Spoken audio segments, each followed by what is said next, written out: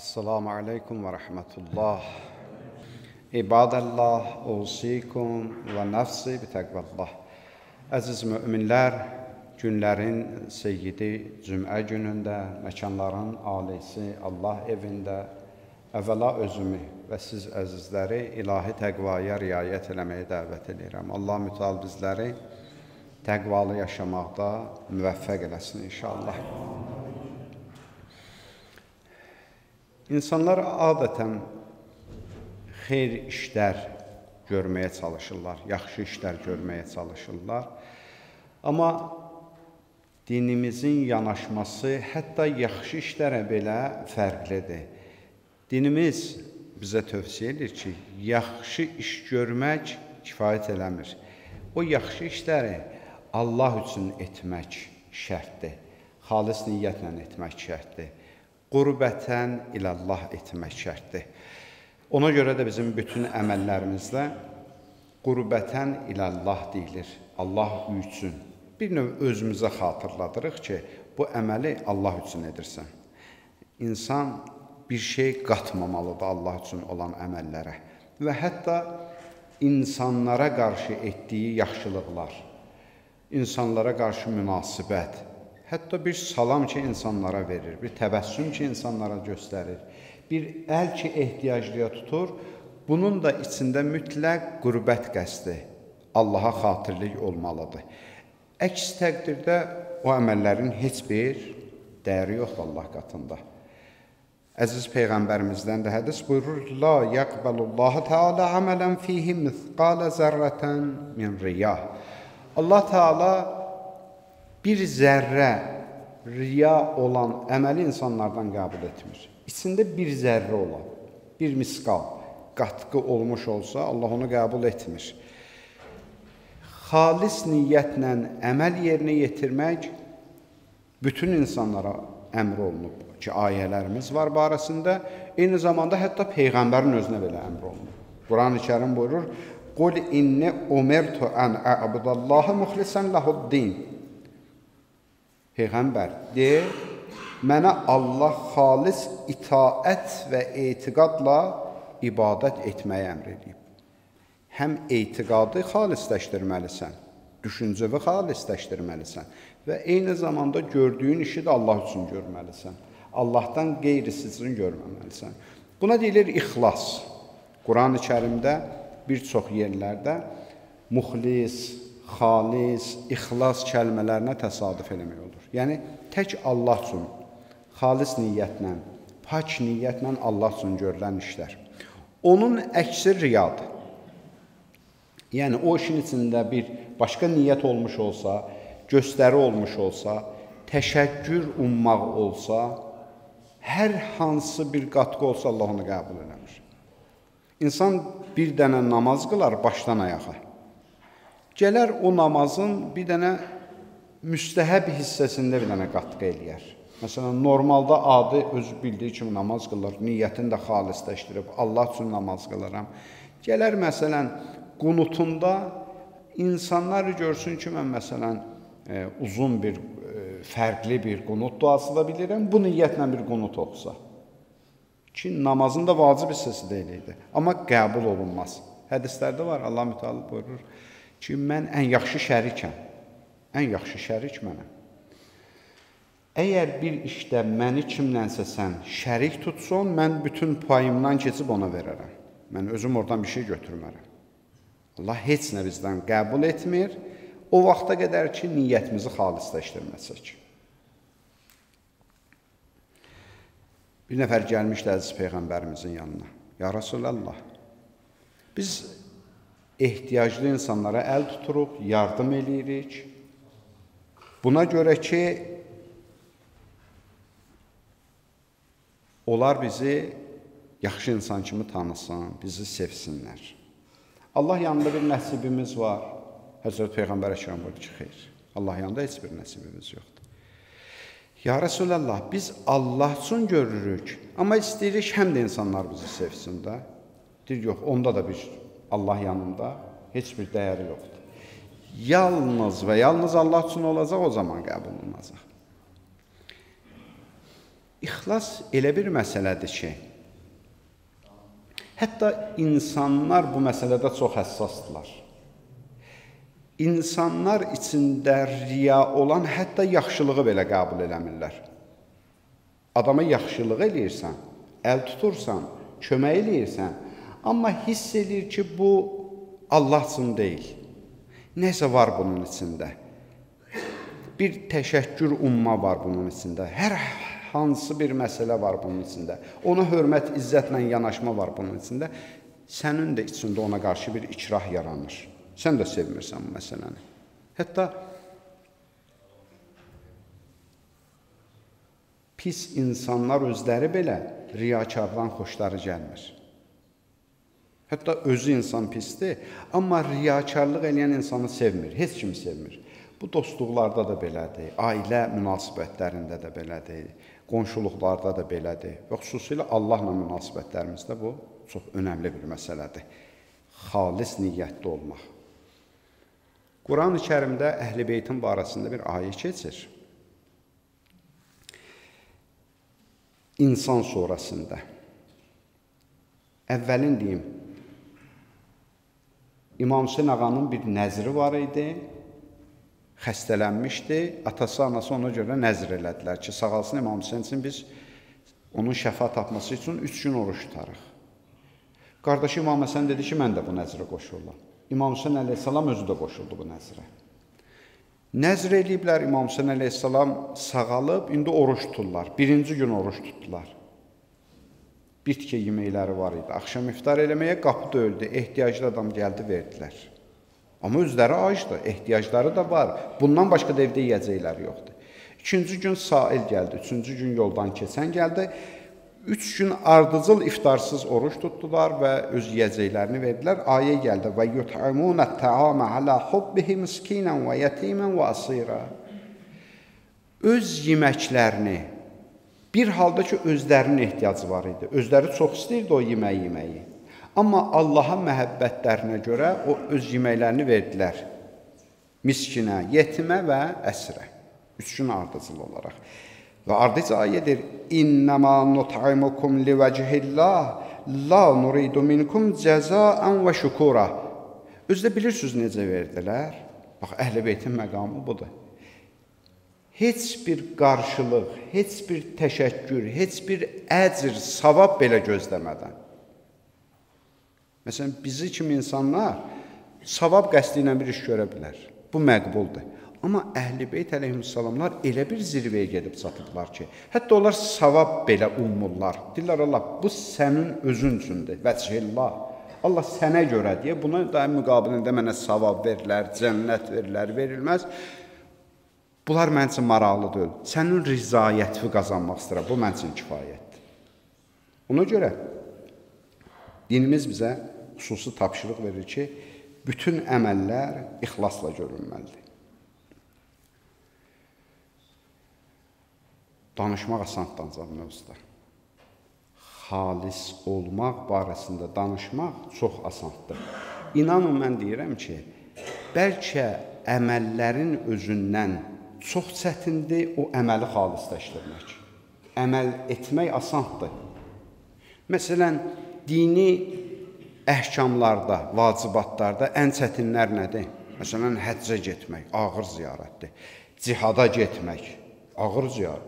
İbadət növüdür də, cihada gedir, orada ölmək var, öldürmək var, yaralanmaq var, ömürlü şikəst qalmaq var. Çox ağır ibadət növüdür ki, cihad. Lakin o niyyəti xalisləşdirmək cihadın özündən ağırdır. Hədislər bunu deyir ki, elə asan bir məsələ deyil insan niyyətini xalisləşdirsin. Bunun üçün nə etməliyik? Bunun üçün daim Allaha yalvarmalıyıq. Bu xalisliyi bizə əta edəcək. Allahdan istəməliyik. Allah bunu bizə əta eləməlidir. Əks təqdirdə çətindir. İnsan özü çalışsa ki, niyyətini xalisləşdirsin, bunun içində də bir mən var. Mən istəyirəm xalisləşim. Bax, bu mən həmişə işləri korlayır. Ona görə insan deməlidir ki, Allah, mən bacarmaram, sən kömək ol. Niyyətlərimin saflaşmasına, niyyətlərimin təmizləşməsinə, əməllərimin xalisləşməsinə sən mənə kömək ol. Mən bacarmaram. Allahdan daim istəyə bunu. Və xalisliyin özünün də mərtəbələri var. Bir nəfər düşünsə ki, mən bilirəm niyyətlərim xalisdir, bundan kifayətlənməsin. Çünki niyyətlərin özündə, xalisləşmənin özündə, müxlis olmanın özündə belə mərtəbələr var.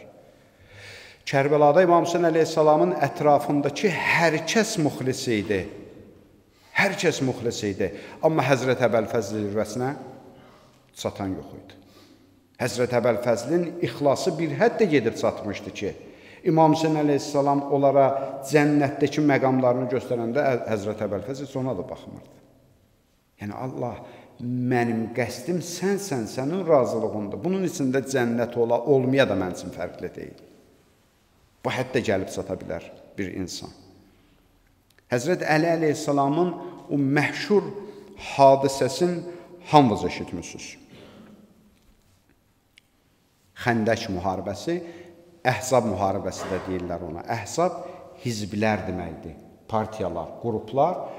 Hamısı cəmlənmişdi Ərəb yarımadasında İslama qarşı. Bütün hizblər. Müşriki də, günəşpərəsti də, aypərəsti də, ateisti də, deisti də, hamı yığılmış ki, İslamı məhv eləsinlər. Bir dəfəlik cəm olmuşdular, saziş bağlamışdılar İslamı aradan aparmaq üçün. O hadisədə xəndək qazıtdırmışdı Peyğəmbər Əkrəm, ona görə Quranda Əhzab deyə keçib, amma tarixdə xəndək müharibəsi də deyilib o müharibənin adına. 2 dənə qoşun gəlib üzbəüz durub, İslam qoşunu və küfrün qoşunu. Bu küfr qoşunun içində bir nəfər pəhlivan var, Əmr ibn Əbdüvəd adında. Tarix yazıb ki, Əmr ibn Əbdüvəd 1000 nəfərlik sıravi qoşunun qarşısına çıxa biləcək bir qəhrəman idi. Müşrik də olsa çox güclü adam idi. İnsanlar qorxurdu onun heybətindən. Çıxıb və istehzanla Peyğəmbərin adı ilə müraciət edir, qoşununda elə bir insan var, mənim qabağıma çıxsın. Camaatı qırdırma. Çıxart bir nəfər qabağıma, mən qələbə çalsam, biz qalibik, sənin adamın qələbə çalsa, siz qalibsiz. Peyğəmbər Əkrəm 3 dəfə ucadan səsləndi. Kim var Əmr ibn Əbdüvədin qabağına çıxa biləcək? Sakitçilik çöküb. Çünki heç kim cürət eləmir. Bilirlər, əmrin qabağına çıxan məhv olacaq. Hər 3 nidasında Peyğəmbərin Həzrət Əmir əleyhissalam dedi, ləbbeyk, ya Rəsulallah, mən buradayım. Həzrət Əli əleyhissalamın o vaxt çox gənc yaşları idi. Təqribən 20 neçə yaşı var idi. Bəzən ağsaqqallıqla, yaşla İslamda öyrənənlər bu tarixi hadisədən ibrət götürməlidirlər. Həzrət Əmr əleyhissalamdan başqa heç kim cavab vermədi. Həzrət getdi döyüşə.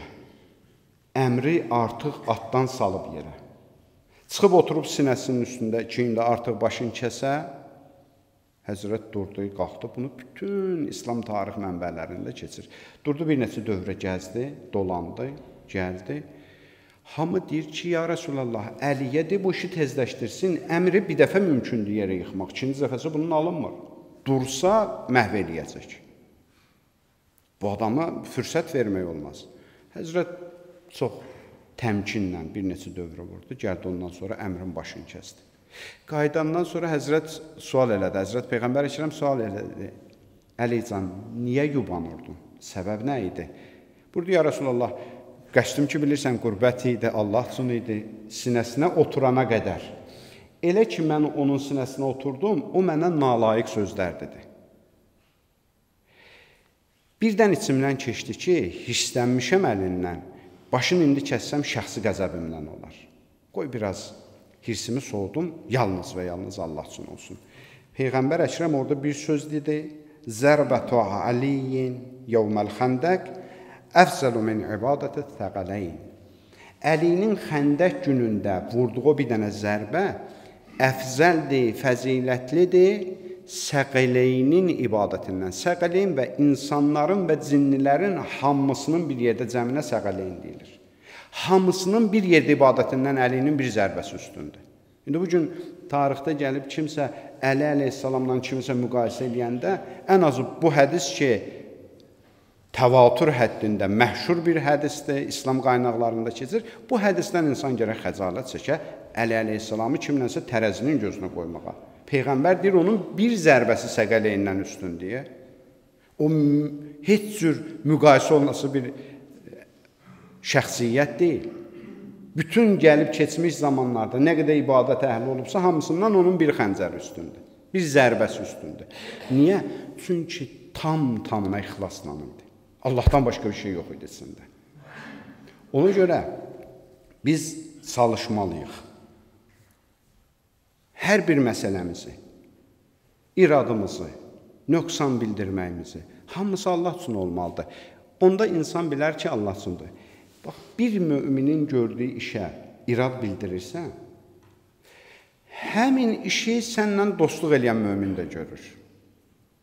Əgər o görəndə göz yumursan, bunun gözünü çıxardırsansa, burada ixlas yoxdur. Burada nəzə şəxsi qərəz var. Bir ruhani bir işi görür, o bir ruhani o işi görür. Bunun gözünü deşirsən, onu öpüb qucaqlırsan, burada ixlasdan söhbət gedə bilməz. Hər birimiz bu məsələlərdə çox diqqətli olmalıyıq. Çünki ixlas belə bir məsələdir ki, insan bir ömür ibadət edər, itaət edər. Əziz ruhani qardaşlarımdan biri bu ixlasa bir gözəl misal çəkdi, dedi, bu kameralar ki, çəkir. Sanki bütün hadisələr baş verib, kamerada orada öz işindədir, işığı yanır.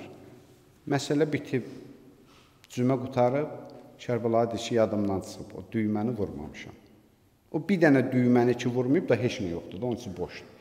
Qiyamətdə də gedib görərik ki, bir ömrüm ki, bu qədər işlər görmüşdüm, zəhmət çəkmişdim, düyməsi vurulmayıb. Düyməsi həmin ixlasdır. Görərsən ki, məsələn, əməl dəftərimiz bomboşdur, bir şey yoxdur içində. Və riyakar insanların, xalis olmayan insanların əziz Peyğəmbərimiz buyurur ki, 3 dənə əlamət var. Bu əlamətlərdən onları tanıya bilərsiniz. Camaatı görəndə aktiv olurlar. Görürsən ki, iş görür, hərəkət eləyir, onu ora aparır, bunu bura aparır, durur, ibadət, itaət eləyir, namazını vaxtında riayət eləyir. İnsan arasında düşdü, aktiv olur, riyakar insanlar. Tək olanda tənbəlləşir. Məsələn, məsciddə idi, namazı əvvəl vaxtında qılırdı. Möminlərin içində idi, namazı əvvəl vaxtında qılırdı. Evdə olur, görürsən, 2 saat keçib, 3 saat keçib namazın üstündən qılaram sonra. Bu cürdür xasiyyətləri. Və əziz Peyğəmbərimiz buyurur ki, bütün işlərində təriflənməyi sevirlər. Heç gözləntiləri budur ki, məni tərifləsin. Tərifləməyəndə süst olur, narahat olur, əli qolu soyuyur. Təşəkkür eşitməyəndə narahat olur. Bu cür insanları da görəndə bunlardan müğayət olun. Belə dostlar ki, tapsız, belə yoldaşlar ki, tapsız, xalis niyyətləndir. Sənə iradı da xalis niyyətlə bildirir, səni danlayanda da xalis niyyətlə danlayır, sənə yol göstərəndə də xalis niyyətlə göstərir, sənə köməkçilik edəndə də xalis niyyətlə köməkləyir. Bu cür insanların dəyərini bilir. Bunlar indiki zamanədə çox az tapıla biləcək insanlardır. Onlardan müğayət olun. Biz insanlar, çox insan deyərdim də, adətən nankordur. Biz duzqabıya duz tökəndə, görürsən, biraz duz dağılır kənara, ora-bura, ona o qədər əhəmiyyət vermirik. Amma məsələn, zəfəran istəsək əzək, onun bir dənəsi, ləçəyinin bir dənəsi kənara düşsə, onu mütləq axtarıb, tapıb yerinə qoyacaq. Çünki zəfəran bahalıdır, duz biraz qiyməti ucuzdur. Amma unutmayaq ki, 10 il zəfəransız keçinmək olur, amma bir gün duzsuz keçinmək olmur. Ona görə həmişə əlimiz yetən, dadımıza çatan, hər vaxt yanımızda olan, sadə, adi, o duz kimi insanların qədrini bilək. Zəfəran qiymətlidir, bahalıdır, amma olmasa da keçinir. Mən yadımda da öyle açan zəfəran yemişəm. İndi bəlkə siz də belə. Amma duzsuz heç yemək yeyə bilmirik, heç adi çörəyi belə yeyə bilmirik. Allaha and verək izzətinə, cəlalına, əzəmətinə. Allah mütəal bizləri əməllərimizi xalisləşdirməkdə müvəffəq eləsin inşallah.